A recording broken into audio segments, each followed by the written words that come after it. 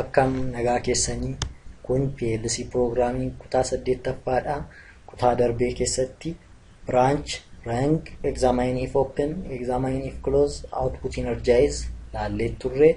har'a immoo example tokko yookaan immoo fakkeenya salphaa tokko wal wajjin ilaallaa jechuudha.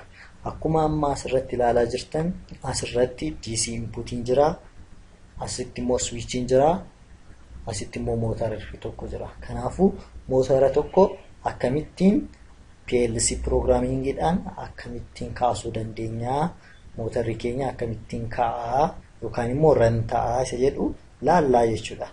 kuni electrical circuit dha, electrical circuit diagram dha. circuit diagram jedhama. nuti immoo maaliin laallaa ladder programmingidhaan hojjannaa jechuudha. sirriitti ifa taasisuudhaaf input energy asii argata mootarri keenya. asitti DC input qabnaa, laayinii tokkoo fi laayinii lammaffaa kuni jira. switching kiyya as jira, laayiniin koo lammaffaa mootarri kiyya faana wal tuqeera, laayiniin koo isa jalqabaa irratti garuu switchiin jira. yoo isaan kun wal tuquu baatan mootarri koo kun maaliin ta'u jechuudha, hin ka'u jechuudha. kuni baay'ee salphaa kan ta'edha. akkamittiin PLCdhaan program goonaa isa jedhu haa ilaallu.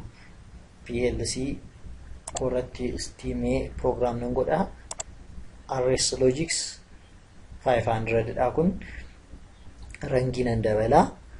rangii yoo na barbaachise ittuma daddabalaatiin deema, yoo na barbaachisu baate immoo hir'isaan deema jechuudha. maalumaafuu rangii 0 irraan eegala yeroo mara yeroon programmii koo barreessu akka switchitti normally opening fudha. achin immoo akka outputitti akka mootara kootti immoo output energizing fudha. output energize akka maalitti akka mootaraatti maqaa isaa achirratti barreessuu nan danda'a. kuni normally open dha. akka switch koottan fudhee switching koo normally open dha. gaafa cufamudha mootarri koo ran kan ta'u waan ta'eef normally open fudhee tanan kuni gaafa cufamu mootarri akka ka'uu barbaade jechuudha. kanaafuu asirrattis akkuma amma ilaalaa jirtan kuni normally open dha. kan output koo kan inni energize ta'u gaafa kuni close ta'udha. kanaafuu kana maal jedhee fudhachuu nan danda'a, switch jedhee fudhachuu nan danda'a.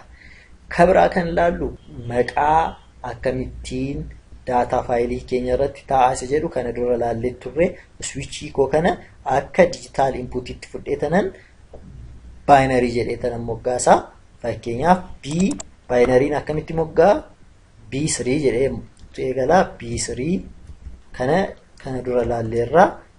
yoo irraaffattanitu ta'e kutaalee darban irratti deebi'aati ilaala. B3 0/0 jedhee tanan maqaa kennee fi binary 3 dha. bakki isaa 0 irratti jedhee tanan kennee fi achiin enter gaafan jedhu maqaa moggaasii fi naan jedhee switchin jedhaani jechuudha.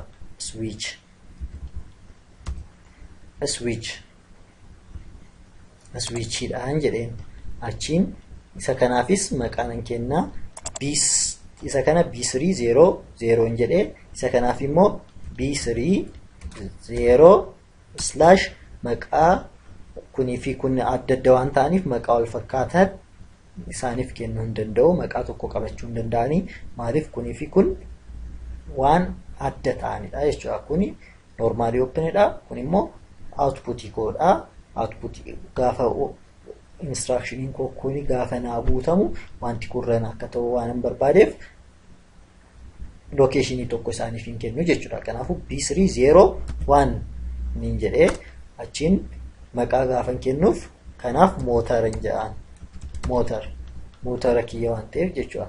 achiin akkasitti barreessee jechuudha. amma dhumee jechuudha. kana rangiin kun nan barbaachisu. indi rang yeroo mara ni jiraata. yeroo mara gaafa maqaa kenninu 0 0 0 1 0 2 0 3 jennee otoo tartiibaan deemne gaariidhaan oofuu jechuudha. dafnee locationii barbaanne dafnee argachuudhaaf meeqa akka kennee dafnee beekuudhaaf nu gargaara jechuudha. kanaafuu kuni dhumateera. kanaafuu mee faayilii koo deemee tanan verify jedha yookaan immoo compile akka jennu C++ irratti faa warreen kaan irratti faa programming language warra kaan irratti compile jennaani asitti immoo dhufne verify project jedhaan. Verify project gaafan godhu argitanitti iddoo kanatti verify has completed no errors found jedha. Dogoggorri kamiyyuu hin jiru umeeraan jedhe. Kanaafuu wanti koo kun akkamittiin akka hojjetu deemnee ilaalla. Kanaafuu dura faayilii koo kana save godhachuun barbaachisaa. Save gaafan jedhuun eessattan save siif godhaan jedha. Eessattan save siif godhaa gaafanaan jedhu asitti maqaa barbaadan kennuu ni dandeessu. Ani fakkeenyaaf starting a motor jedhe tanan maqaa kenneera.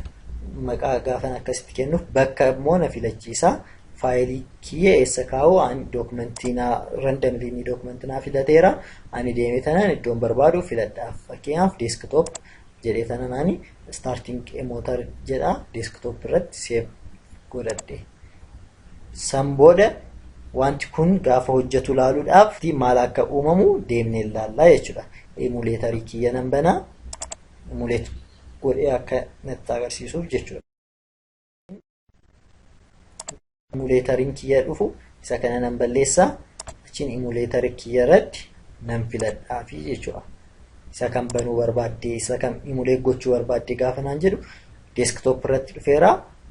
Deemee tanan gad gochaatii barbaachuu nan danda'a yookaan immoo asuma irratti maqaa isaa barreessuu nan danda'a. Starting gaafa jedhu dhufee iyyuu starting motor dhufee isa filadhee opening jedhaanii asitti tokko barreessitanan okay jedhaan. Achiin kan booda amma deemee tanan desktop kiyya irratti banuu nan danda'a jechuudha. Desktop koo irratti gaafan banu desktop koo irratti dhufee tanan starting motor ni jedhu kun iddoo kana jira isaan banaa jechuudha. Tolee naa banee jira. Achiin akkasitti guddisee tanan erga banee booda coms kan jedhu kana keessatti nan dhufaa. Achiin isa ergan booda go online jedhaan. Tolee go online gaafa jedhuun akkasitti fidee kunoo kuni gaafa naanna'u online ta'eera jechuudha. Amma kuni naanna'aa jira kanaafuu go online deemneerra. Achiin asitti immoo dhufee tanan achiin remote program kan jedhu kanan tuqaa. Achiin achi keessaa na filachiisaa ani run jedhaan. Run gaafa jedhu are you sure naan jedha. Run gochuudhaaf qophoofteettaa jechaa na gaafachaa jira. Eeyyeen jedhee tanan ani gaafanitti immoo akkasitti magariisa naa ibsaa jechuudha. Yeroo naani yes godhuun akkasitti yes naa godhee jira. Kanaafuu amma waa kana isinitti agarsiisuu nan danda'a jechuudha. Maqaa kiyya binary jedhee tanan qabadhe miti. Kanaafuu binary deemee tanan locationii koo irratti deemee tanan binary 30 kunooti 1012 jechaati hanga 15 tti jira. Tootaalii meeqadha jechuudha? 16 qabataa jechuudha. 0 irraa waan ka'eef.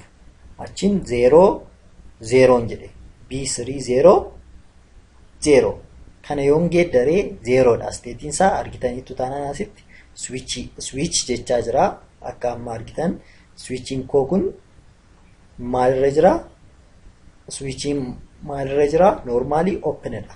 Switching kiyya normally open dha. Kanaafuu inni kun gaafa close ta'u output energizing koo kun maal ta'a jechuudha?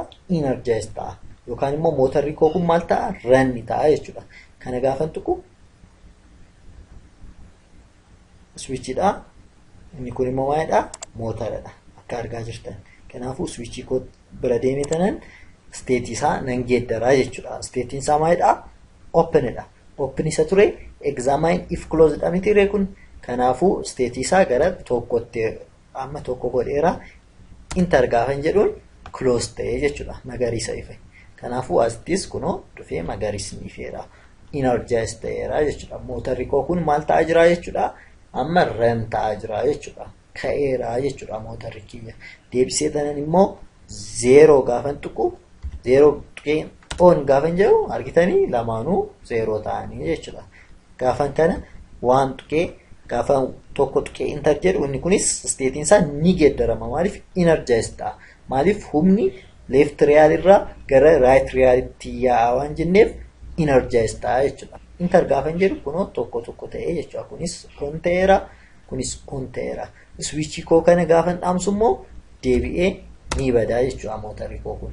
Kanaafuu amma maal hojjannee jechuudha simple kan ta'e mootara tokko akkamitti kaasuu akka dandeenyu naadaab diyaagiraamii isaa hojjannee jechuudha.